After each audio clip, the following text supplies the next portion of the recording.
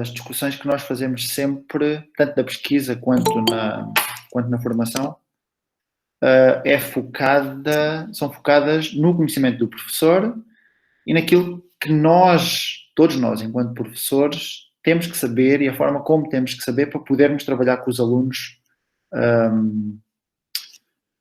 matemática, de modo a que os alunos entendam, e eu digo sempre, para que a regra não seja o ponto de partida e seja, no máximo, o ponto final. Portanto, o destino final pode ser a regra, mas eu tenho que fazer um percurso para conseguir chegar à regra, para conseguir entender, para que os alunos consigam entender o que estão a fazer. E, portanto, essa é a essência do trabalho que nós fazemos. Eu vou passar aqui no chat que há gente de vários lugares do Brasil, o que é bom, porque esse também é um dos objetivos do trabalho, deste trabalho que nós estamos a tentar desenvolver com estes workshops, que é tentar chegar cada vez mais a mais gente e tentar ampliar este tipo de discussões, até porque não é muito comum, ainda não é muito comum que o foco da formação de professores de matemática ou que ensinam matemática seja uma discussão matemática daquilo que nós efetivamente necessitamos de conhecer e que seja provocativa. Eu acho que hoje nós vamos, pelo menos eu vou tentar ser bastante provocativo no sentido de pensarmos as práticas que nós já desenvolvemos, ou como até há vários futuros professores no workshop, as práticas que o tipo de práticas que nós queremos desenvolver, que muitas vezes estão baseadas naquilo que nós achamos que sabemos, porque foi assim que fomos ensinados, mas que temos que dar um passo um pouco diferente para não ensinar do modo como nos ensinaram quando nós éramos alunos lá, ou dos anos iniciais, ou mesmo do ensino médio. Portanto, a ideia da tarefa para hoje era que, a partir de um conjunto de recursos, e o essencial, a construção era dos quadrados, que depois foram divididos em de várias formas, a partir de um conjunto de recursos dado, que tarefa é que cada um de vocês poderia pensar e preparar para os seus alunos, ou escolher um ano e pensar a tarefa para esses alunos. Não houve muita gente que enviou essa tarefa que pensaram, e portanto fica um pouco mais difícil de nós começarmos a discussão a partir das vossas próprias respostas.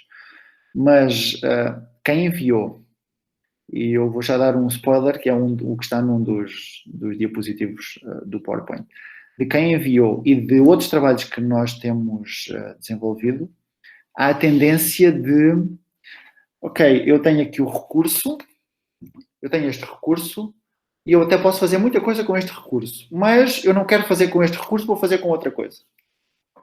Que é uma tendência natural, porque é o que nós estamos habituados a fazer. Se eu estou habituado a usar outro tipo de recurso, tenho a tendência de tentar adaptar aquilo que eu vou fazer a esse recurso que eu uso. Mas essa não era a proposta. E foi provocativa nesse sentido. Se eu tenho um recurso, imaginem que eu só tenho este recurso na minha escola, e é a única coisa, eu chego hoje à escola e só tenho este recurso. E eu tenho que dar aula de matemática, no tema particular das frações, para que os alunos possam entender algo de frações com aquele recurso. O que é que eu vou fazer com o recurso que tenho? Porque isso obriga-nos a pensar a nossa prática também de uma forma um pouco diferente. E obriga-nos a pensar o recurso de uma forma um pouco diferente, em que o recurso passa a ser isso mesmo. Apenas e só um recurso para discutir a matemática. E o recurso não é o centro da atenção e do trabalho. Portanto, foi diferente do usual, a dinâmica também vai ser diferente do usual. Eu vou-vos colocar algumas questões como se estivéssemos quase num contexto de formação presencial. A primeira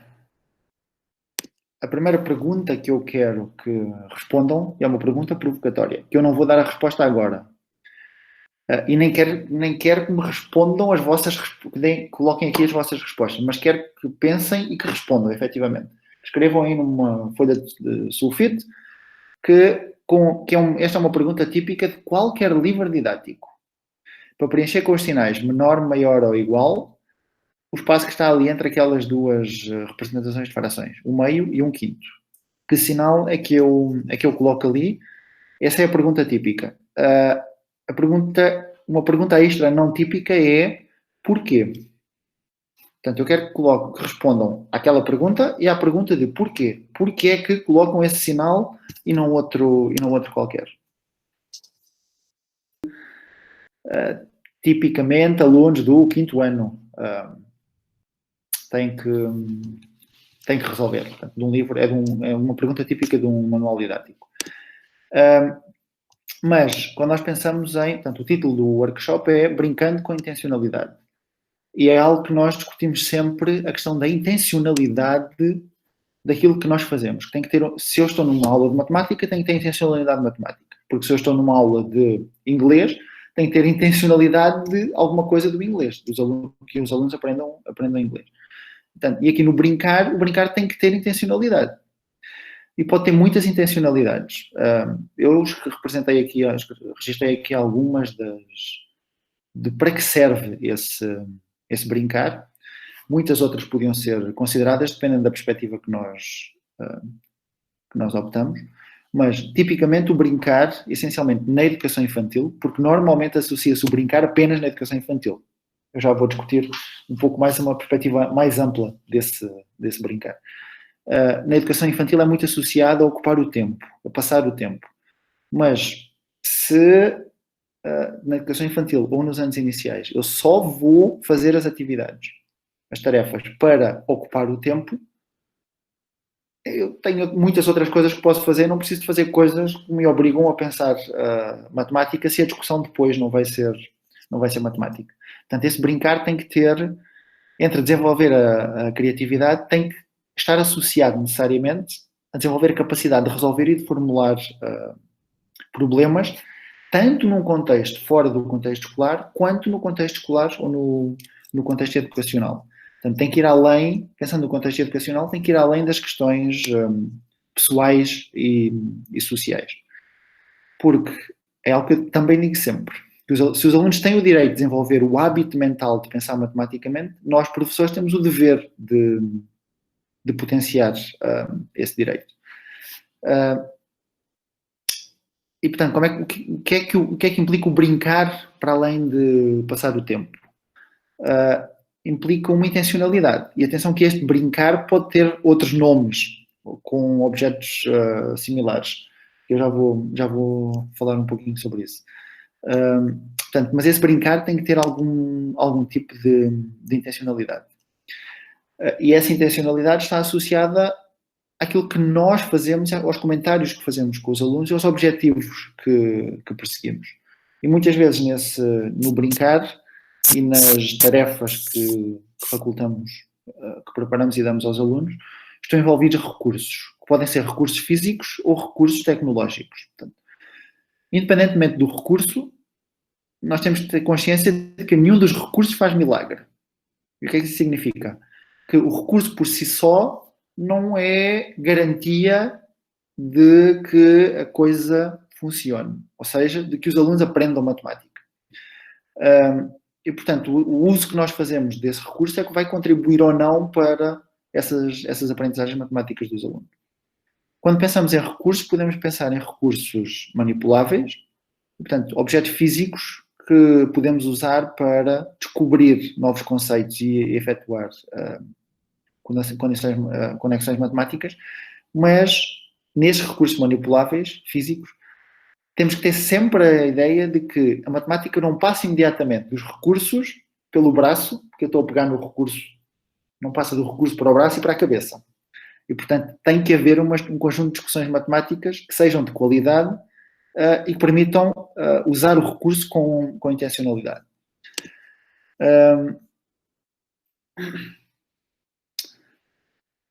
E para que essa intencionalidade possa ter cada vez mais efeito, é essencial que o recurso, seja físico, seja mental, é essencial que o uso desse recurso esteja associado a o mesmo recurso em diferentes contextos e recursos diferentes no mesmo contexto, associado ao mesmo objetivo. Para que os alunos efetivamente possam entender que o foco é a matemática e não é o recurso. Porque se eu dou um recurso, uso sempre o modelo circular, a PISA, para trabalhar frações, os alunos não associam o entendimento às frações, associam ao uso do recurso, associam à PISA. Sempre que vão ver algo circular, vão associar às frações. Inclusivamente, depois, quando vão trabalhar a questão dos gráficos circulares, vão associar às frações, que está também, existe também essa conexão, mas o objetivo prioritário nesse momento não é esse.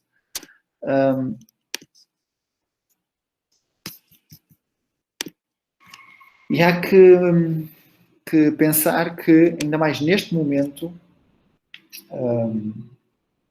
em que há uma grande ênfase na formação em AD e há uma grande aposta de quem já fazia formação presencial sem intencionalidade matemática. Continuar a fazer formação em AD e provavelmente com o mesmo tipo de foco, mas agora usando a questão dos recursos digitais. Portanto, nós temos que pensar, recursos físicos manipulativos e digitais não é a mesma coisa.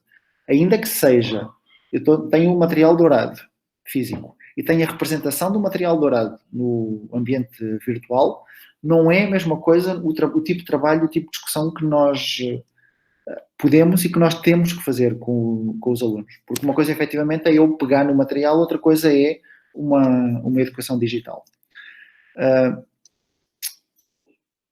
E para nós entendermos a questão do foco da formação, até para quem é a primeira vez que está a participar, é essencial, para entendermos as discussões que são feitas, é essencial que se entenda que se entenda o entendimento em relação à forma e ao modo como nós entendemos a formação. Portanto, e esse modo como entendemos a formação está associado necessariamente ao objetivo que se tem com essa formação e que necessariamente está associado e implica no nosso próprio objetivo enquanto profissionais, enquanto professores de matemática. Se nós queremos que os alunos aprendam, mas aprendam tem que ser entendido aqui no sentido de entendam o que fazem, porque fazem e quando fazem. É essencial que nós, professores, possamos dar essas oportunidades.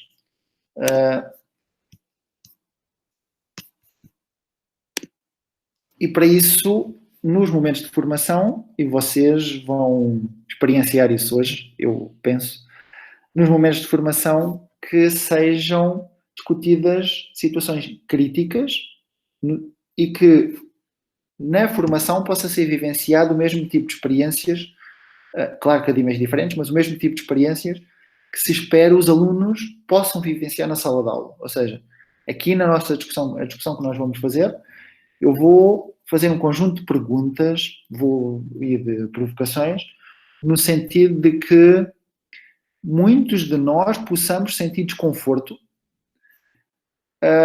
para podermos efetivamente avançar. Porque se eu só faço perguntas para as quais os outros sabem a resposta, não adianta fazer perguntas. Portanto, nós temos que fazer perguntas em que os alunos ou que os formandos, ou seja, quem for que está a ouvir, que efetivamente não saiba a resposta, porque essa é a forma de nós podemos avançar. Por último, quando pensamos nas frações e vamos a olhar na BNCC, a primeira vez que aparece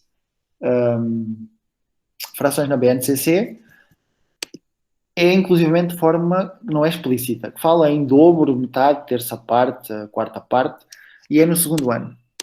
E uma pergunta que nós fazemos sempre é, e porque frações explicitamente aparece só no quarto ano, aqui com nesta habilidade. E uma das questões que nós fazemos sempre é, os alunos da educação infantil não merecem entender o que fazem, não merecem entender, ou será que não sabem já, não entendem já o que é metade? ou não entendem já o que é duas vezes mais ou o dobro.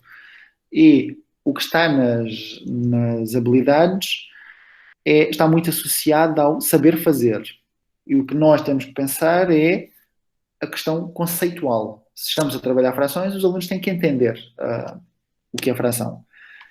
E o uso das frações, e as implicações das frações e as conexões das frações com outros tópicos. Mas para que os alunos possam entender, nós, professores, temos que fazer uma discussão que vá além da forma como nós aprendemos, que normalmente é eu digo como é que se faz e os alunos agora fazem. Ainda que eu use recursos, a essência da discussão é eu uso o recurso, mas eu já estou a explicar o que é que vou fazer e o que é que os alunos têm que fazer.